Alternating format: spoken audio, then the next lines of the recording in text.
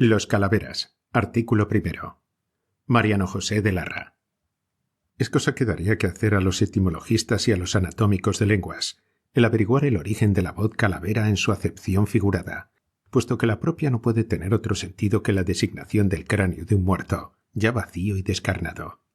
Yo no recuerdo haber visto empleada esta voz como sustantivo masculino en ninguno de nuestros autores antiguos, y esto prueba que esta acepción picaresca es de uso moderno. La especie, sin embargo, de seres a que se aplica ha sido de todos los tiempos.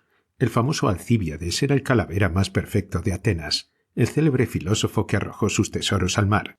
No hizo en eso más que una calaverada, a mi entender, de muy mal gusto. César, marido de todas las mujeres de Roma, hubiera pasado en el día por una excelente calavera. Marco Antonio echando a Cleopatra por contrapeso en la balanza del destino del imperio, no podía ser más que un calavera. En una palabra, la suerte de más de un pueblo se ha decidido a veces por una simple calaverada. Si la historia, en vez de escribirse como un índice de los crímenes de los reyes y una crónica de unas cuantas familias, se escribiera con esta especie de filosofía, como un cuadro de costumbres privadas, se vería probada aquella verdad, y muchos de los importantes trastornos que han cambiado la faz del mundo, a los cuales han solido achacar grandes causas los políticos, encontrarían una clave de muy verosímil y sencilla explicación en las calaveradas. Dejando aparte la antigüedad, por más mérito que les añada, puesto que hay muchas gentes que no entienden otro, y volviendo a la etimología de la voz, confieso que no encuentro qué relación puede existir entre un calavera y una calavera. ¿Cuánto exceso de vida no supone el primero? ¿Cuánta ausencia de ella no supone la segunda? Si se quiere decir que hay un punto de similitud entre el vacío del uno y de la otra, no tardaremos en demostrar que es un error. Aun concediendo que las cabezas se dividan en vacías y en llenas, y que la ausencia del talento y del juicio se refiera a la primera clase, espero que por mi artículo se convencerá cualquiera de que para pocas cosas se necesita más talento y buen juicio que para ser calavera.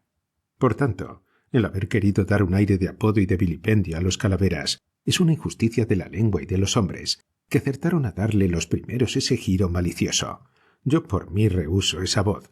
Confieso que quisiera darle una nobleza, un sentido favorable, un carácter de dignidad que desgraciadamente no tiene, y así solo la usaré porque no teniendo otra a mano, y encontrando esa establecida, aquellos mismos cuya causa defiendo se harán cargo de lo difícil que sería darme a entender valiéndome para designarlos de una palabra nueva. Ellos mismos no se reconocerían, y no reconociéndolo seguramente el público tampoco, vendría a ser inútil la descripción que de ellos voy a hacer. Todos tenemos algo de calavera, más o menos. ¿Quién no hace locuras y disparates alguna vez en su vida? ¿Quién no ha hecho versos? ¿Quién no ha creído en alguna mujer? ¿Quién no se ha dado malos ratos algún día por ella? ¿Quién no ha prestado dinero? ¿Quién no lo ha debido? ¿Quién no ha abandonado alguna cosa que le importase por otra que le gustase?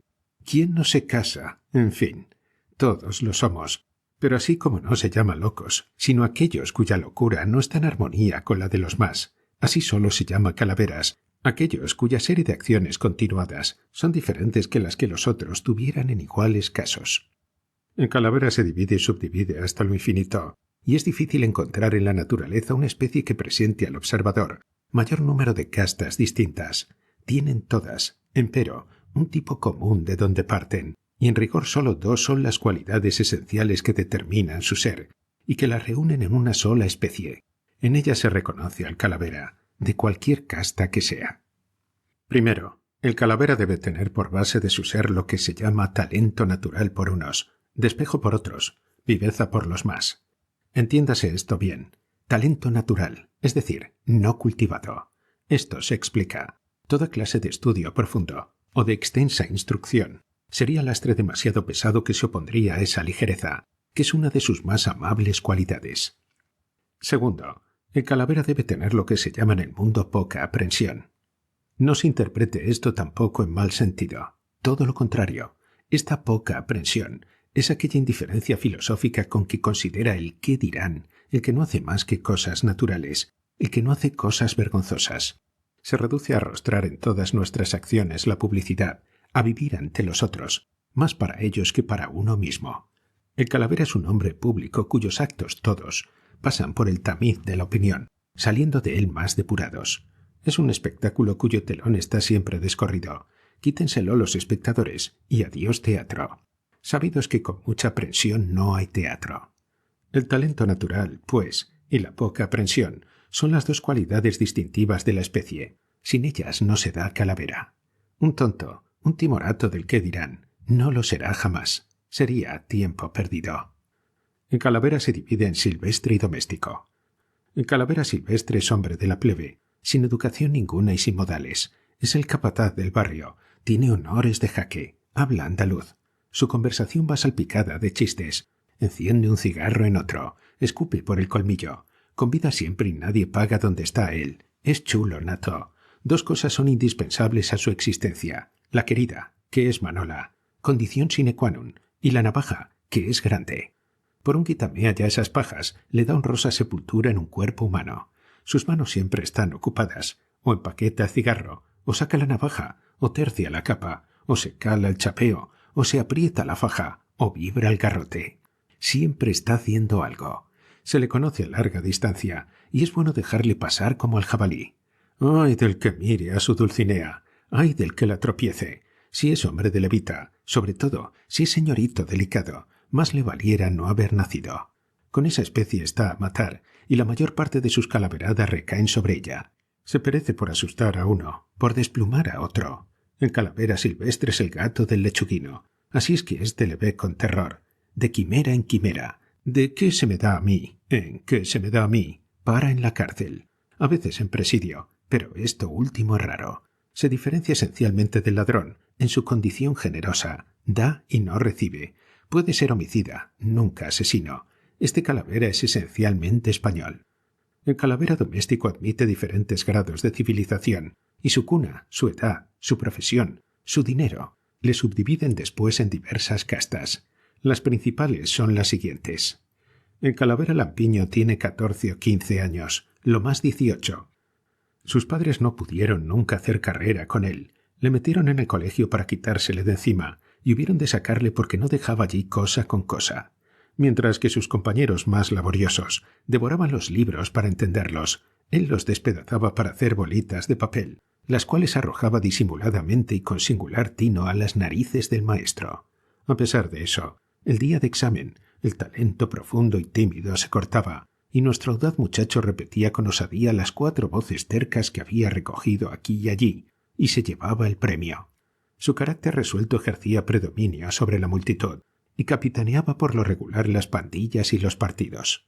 Despreciador de los bienes mundanos, su sombrero, que le servía de blanco o de pelota, se distinguía de los demás sombreros, como el de los demás jóvenes. En carnaval era el que ponía las mazas a todo el mundo, y aun las manos encima si tenía la torpeza de enfadarse. Si era descubierto hacía pasar a otro por el culpable, o sufría en el último caso la pena con valor y riéndose todavía del feliz éxito de su travesura. Es decir, que el calavera, como todo el que ha de ser algo en el mundo, comienza a descubrir desde su más tierna edad el germen que encierra. El número de sus hazañas era infinito. Un maestro había perdido unos anteojos que se habían encontrado en su faltriquera. El rapé de otro había pasado al chocolate de sus compañeros o a las narices de los gatos, que recorrían bufando los corredores con gran risa de los más juiciosos. La peluca del maestro de matemáticas había quedado un día enganchada en un sillón, al levantarse el pobre Euclides, con notable perturbación de un problema que estaba por resolver. Aquel día no se despejó más incógnita que la calva del buen señor. Fuera ya del colegio, se trató de sujetarle en casa y se le puso bajo llave, pero a la mañana siguiente se encontraron colgadas las sábanas de la ventana. El pájaro había volado, y como sus padres se convencieron de que no había forma de contenerle, convinieron en que era preciso dejarle.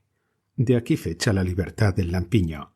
Es el más pesado, el más incómodo. Careciendo todavía de barba y de reputación, necesita hacer dobles esfuerzos para llamar la pública atención.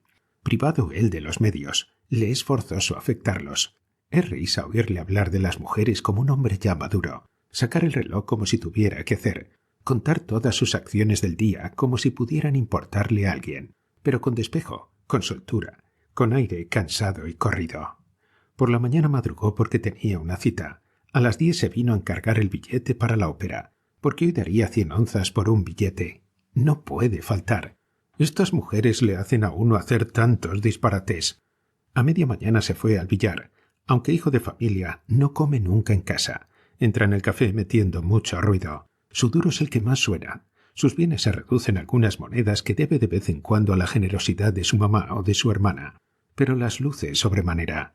El billar es su elemento. Los intervalos que le deja libres el juego suele celoso ocupar cierta clase de mujeres, únicas que pueden hacerle cara todavía, y en cuyo trato toma sus peregrinos conocimientos acerca del corazón femenino. A veces el calavera lampiño se finge malo para darse importancia, y si puede estarlo de veras, mejor. Entonces está de enhorabuena. Empieza asimismo a fumar. Es más cigarro que hombre. Jura y perjura y habla detestablemente. Su boca es una sentina, si bien tal vez con chiste. Va por la calle deseando que alguien le tropiece, y cuando no lo hace nadie, tropieza él alguno. Su honor entonces está comprometido, y hay de fijo un desafío. Si éste acaba mal y si mete ruido, en aquel mismo punto empieza a tomar importancia, y entrando en otra casta, como la oruga que se torna mariposa, deja de ser calavera lampiño. Sus padres, que ven por fin decididamente que no hay forma de hacerle abogado, le hacen meritorio. Pero como no asiste a la oficina, como bosqueja en ella las caricaturas de los jefes, porque tiene el instinto del dibujo, se muda de bisiesto y se trata de hacerlo militar.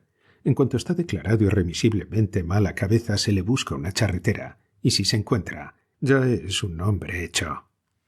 Aquí empieza el calavera temerón, que es el gran calavera. Pero nuestro artículo ha crecido debajo de la pluma más de lo que hubiéramos querido, y de aquello que para un periódico convendría. Tan fecunda es la materia.